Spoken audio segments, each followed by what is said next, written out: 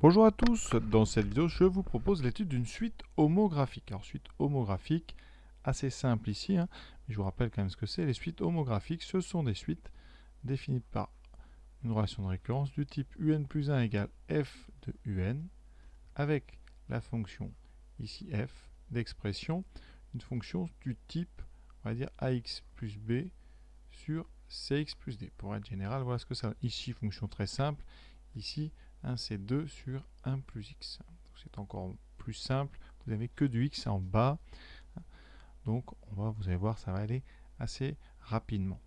Donc, pour étudier ces fonctions, enfin ces suites dites homographiques, on utilise toujours une suite auxiliaire. Ici, ça sera la suite grand Vn, qui elle aussi, vous voyez, est un petit peu homographique, parce que vous avez comme ça un quotient du même type, on va dire. Voilà.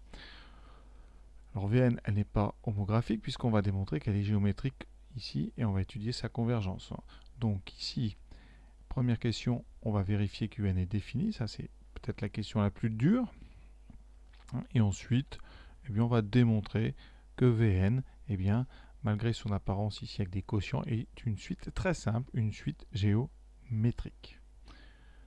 Donc, première question, pourquoi est-ce que Un est bien défini sur N? Alors, bien défini sur N, ça veut dire que Un commence à partir de U0 jusqu'à U1, U2, etc. et qu'on peut aller aussi loin qu'on veut. Ça veut dire qu'il n'y a aucun problème de calcul quand on utilise la relation de récurrence. Alors vous allez me dire, pourquoi peut-il y avoir des problèmes de calcul? Eh bien, je vous réponds que UN existe si on peut utiliser la relation de récurrence. Donc, ici, on doit avoir forcément, pour tout n appartenant à n, on doit avoir 1 plus UN doit être différent de 0. Donc, ici, montrons ceci. Donc, montrons que pour tout n, 1 plus un est différent de 0. Donc, on va montrer tout simplement que un est toujours différent de moins 1. Comment faire? Alors ça peut être difficile. Ici, ça va être assez simple parce qu'on va montrer tout simplement, je dis tout simplement, mais parce que ça paraît assez évident, que la suite un a des termes qui sont toujours positifs. Donc, eh bien, nous, on va montrer, et par récurrence, on va le faire, on va montrer par récurrence que un est toujours supérieur ou égal à 0. Donc, montrons par récurrence sur n que, quel que soit n appartenant à n, un est supérieur ou égal à 0. On peut même montrer, si on veut que c'est strictement positif. Inutile ici, par contre, d'en faire trop. On veut juste que ça soit différent de moins 1. Donc, initialisation. Donc, on va faire vraiment ça rigoureusement. Initialisation. Donc, au rang, ici, n égale 0. Donc, au rang 0, qu'est-ce qu'on a? U0 est égal à 3, c'est bien supérieur ou égal à 0, donc la propriété elle est vérifiée au rang 0. Donc ce qu'on a écrit est vérifié au rang 0, au rang n égale 0. Maintenant, évidemment vous savez faire hérédité. Qu'est-ce que c'est l'hérédité? Eh bien, il faut supposer que pour un certain n, la propriété est vraie, on va montrer que c'est vrai au rang suivant. Donc, supposons que pour un certain... Alors ici, on a le choix. Soit on garde la lettre n, soit on change de lettre. Voilà, moi j'ai plutôt pour habitude de changer de lettre. Donc on suppose que pour un certain k appartenant à n, uk est supérieur ou égal à 0. Eh bien on va, dans ce cas-là, montrons qu'alors uk plus 1, c'est-à-dire le terme suivant, est supérieur ou égal à 0. Ça c'est donc ce qu'on appelle le but de notre hérédité. Et ça c'est notre hypothèse de récurrence qu'on doit utiliser. Alors, uk plus 1. Il faut montrer donc uk plus 1 est positif. uk plus 1, vous le connaissez, c'est 2 sur 1 plus uk. Alors là, il y a deux façons. Soit vous partez du uk plus 1, soit vous partez du uk. Je vais faire les deux. Alors, si on part de uk plus 1, qu'est-ce qu'on doit avoir? Ici, eh bien, vous remarquez, est-ce que uk plus 1 est positif? Le dénominateur, c'est 1 plus uk. Le numérateur, ici, il est positif. Donc déjà, on va dire 2 est strictement positif. 1 plus uk, eh bien, c'est quoi? c'est supérieur ou égal à 1. Pourquoi? Car d'après l'hypothèse de récurrence, UK est supérieur ou égal à 0. Donc, par quotient, eh bien, UK plus 1 est donc supérieur ou égal à 0, puisque le numérateur et le dénominateur sont strictement positifs. Et comme par conséquent, donc, hérédité démontrée. Alors certains rédigent ça autrement en partant vraiment de UK. Je vais vous le montrer. Ça revient au même. Mais au niveau présentation, c'est pas mal. On part donc de UK. UK est supérieur ou égal à 0. On va reconstruire ici UK plus 1. Donc on va reconstruire le dénominateur. On va ajouter 1. UK est positif. Donc 1 plus UK est supérieur ou égal à 1. Donc strictement positif. Voilà. Ensuite, on va inverser. Donc, comme on n'est que sur les nombres strictement positifs, 1 sur 1 plus UK, eh bien c'est donc strictement positif aussi. D'accord? Puisque quand on inverse un nombre strictement positif, ça laisse un nombre strictement positif. Et donc, en multipliant par 2, 2 sur 1 plus UK est donc strictement positif. Et donc, UK plus 1 est strictement positif. Et donc forcément supérieur ou égal à 0. Hein. Quelque chose de strictement positif est supérieur ou égal à 0. C'est pas égal à 0, mais c'est supérieur à 0. Donc voilà, l'hérédité, vous voyez, est démontrée. On pense bien à conclure. Donc, hein, qu'est-ce qu'on dit? La propriété est vraie pour le rang 0, donc vrai au rang n égale 0. Ou alors vous dites est initialisée pour n égale 0. Hein, elle est héréditaire, on l'a démontré. Donc, alors on peut rajouter d'après le principe de récurrence, mais sinon vous pouvez mettre donc elle est vraie, quel que soit n appartenant à n. Et là on l'a réécrit une fois, donc pour tout n entier naturel, un est donc supérieur ou égal à 0, et donc un est différent de moins 1. Ce qui fait que, quel que soit n appartenant à n, eh bien 2 sur 1 plus un existe, et donc un, la suite est définie sur tous les entiers naturels. Il est à noter que ces récurrences-là paraissent un petit peu évidentes parce que la propriété, quand vous regardez la définition du n, on sent intuitivement ce qui se passe. C'est-à-dire que vous mettez un nombre strictement positif ici, vous rajoutez 1 et vous inversez, il n'y a pas de problème, ça reste toujours strictement positif. Mais ça, vous voyez, ça ne se rédige pas comme ça par intuition. On doit utiliser justement ce principe de récurrence qui permet de rédiger et de démontrer pour de vrai sans utiliser l'intuition. Deuxième question, maintenant le travail sur la suite auxiliaire Vn. Démontrer que Vn est une suite géométrique convergente. Quelle est sa limite? Alors là, il y a plusieurs questions en une. D'abord, il y a le mot géométrique. Donc on va montrer ça d'abord et ensuite convergente. Alors convergente, quand on parle géométrique, ça va dépendre de la raison. Une suite géométrique, elle est convergente si sa raison est entre moins 1 et 1 strictement, ou si elle est égale à 1. Et c'est ce qu'on va trouver. Donc, première partie, pourquoi est-ce que Vn serait géométrique? Alors là, on va faire comme d'habitude, vraiment. On n'a pas trop de choix de toute façon. Hein. On doit partir de quelque chose. Comme on veut Vn géométrique, on veut montrer... Qu'est-ce qu'on veut montrer? On veut montrer qu'il existe un nombre Q appartenant à R tel que Vn plus 1 est toujours égal à Q multiplié par Vn. Et ça, quel que soit n. Voilà. Donc on part de Vn plus 1. Qu'est-ce qu'on sait sur Vn plus 1?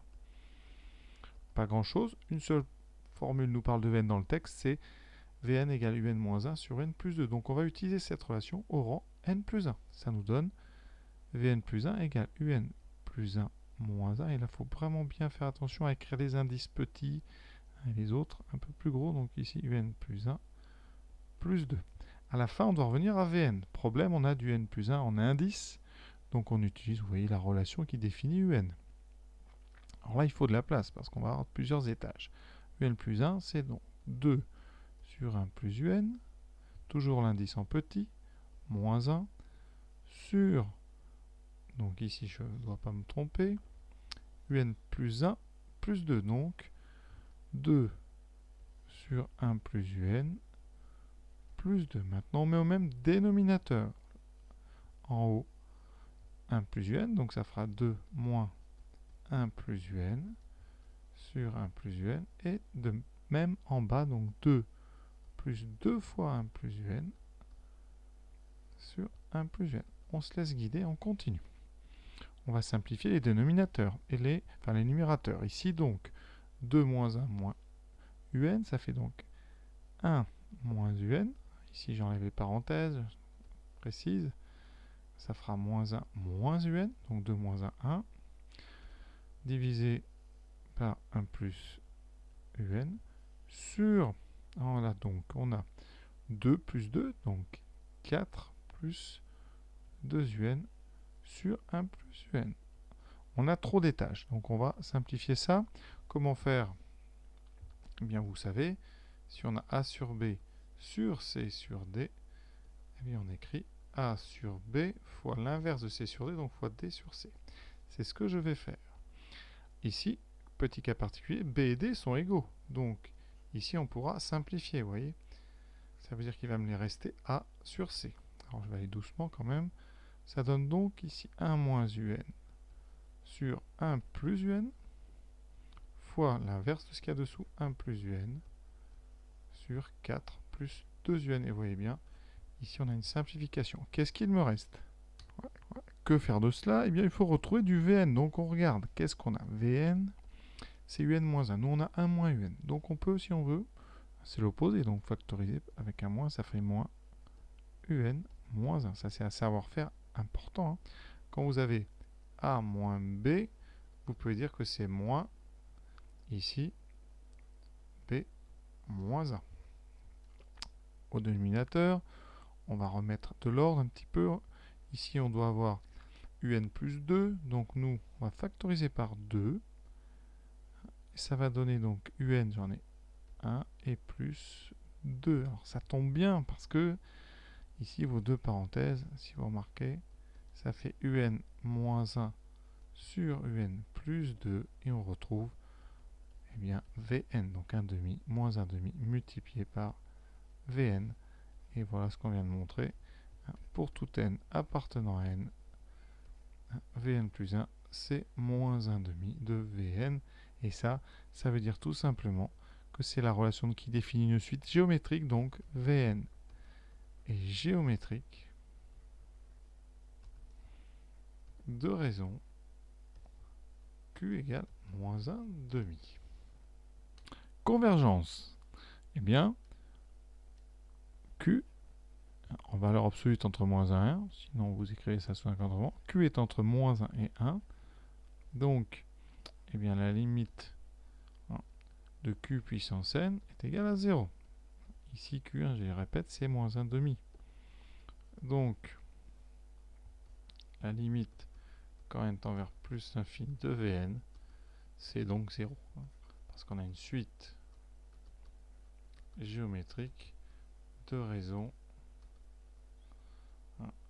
Q, tel que Q est entre moins 1 et 1. Ça, c'est très important. D'accord? Alors là, la suite n'est ni croissante ni décroissante parce que Q est négatif. Donc on a une suite qui change comme ça de variation.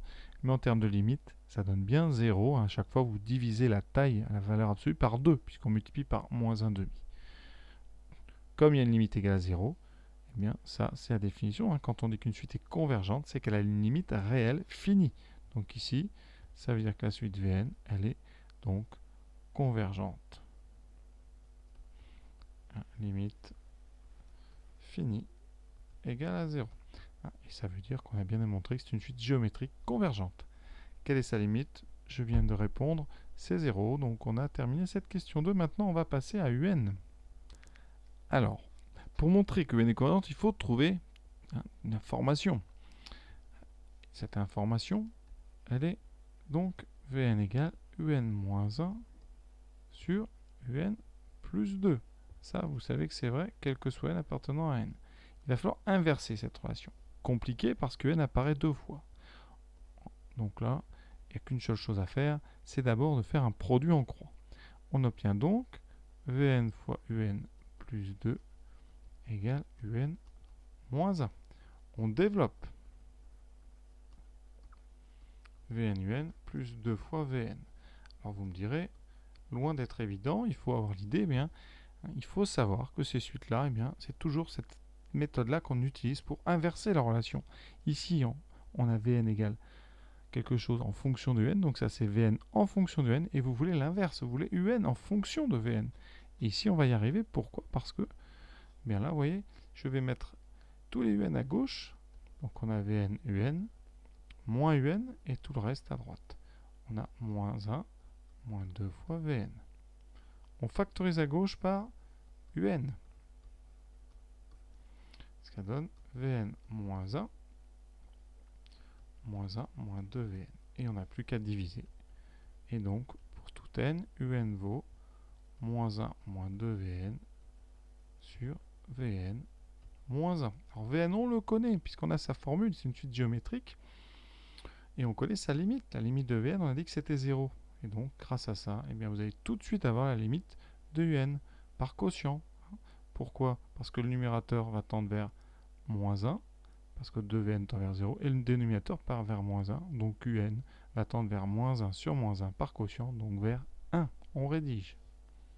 Alors, je vous propose comme rédaction de bien rappeler que limite de Vn c'est 0, et donc par quotient ici, comme le numérateur ça fait moins 1, le dénominateur moins 1, avec cette limite 0, on aura moins 1 sur moins 1, donc la limite de Un c'est 1. Ça c'est la méthode sans utiliser l'expression de Vn.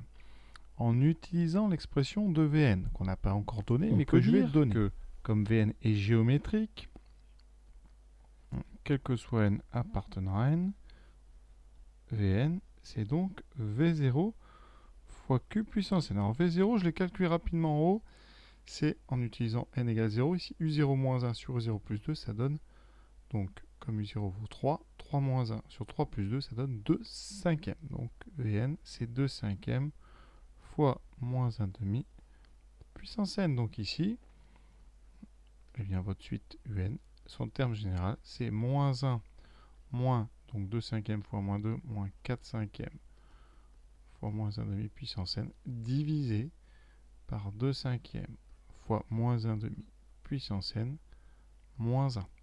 Or, on a déjà dit, moins 1 demi en valeur absolue, c'est strictement plus petit que 1, donc la limite de moins 1 demi puissance n, c'est 0. D'accord? Et ça veut dire qu'ici, la limite du numérateur, ça sera donc 4 cinquièmes fois 0. Donc 0, ça donne moins 1, il reste moins 1. Et là, le 2 cinquièmes, ça donnera 0. Donc ici, on aura moins 1 sur moins 1. Donc on retrouve la même limite. Alors, au niveau de la rédaction, vous pouvez dire, donc limite quand n tend vers plus l'infini de 4 cinquièmes fois moins 1 demi puissance n égale 0, etc. Après, comme ça, vous donnez quelques détails. Donc voilà, donc la suite UN est convergente, parce que, eh bien, elle a une limite ici qui est finie, qui est 1. Donc en même temps que vous démontrez la convergence, vous déterminez la limite. Ça va de pair. Donc voilà, cet exercice est terminé. Exercice important, pas parce qu'il est très compliqué, mais parce que c'est assez classique, ces suites homographiques. La difficulté, évidemment, alors je dis toujours évidemment, mais la difficulté réside dans l'inversion ici, c'est-à-dire de savoir quoi faire. Vous pouvez faire à rigueur des erreurs de calcul, mais c'est quoi faire, comment faire pour passer de Vn en fonction de Un à Un en fonction de Vn. Alors ici, on inverse en fait la relation, et ça, c'est pas facile quand Un apparaît deux fois. Donc voilà, notre exercice est terminé. Je vous souhaite une bonne fin de journée. À bientôt.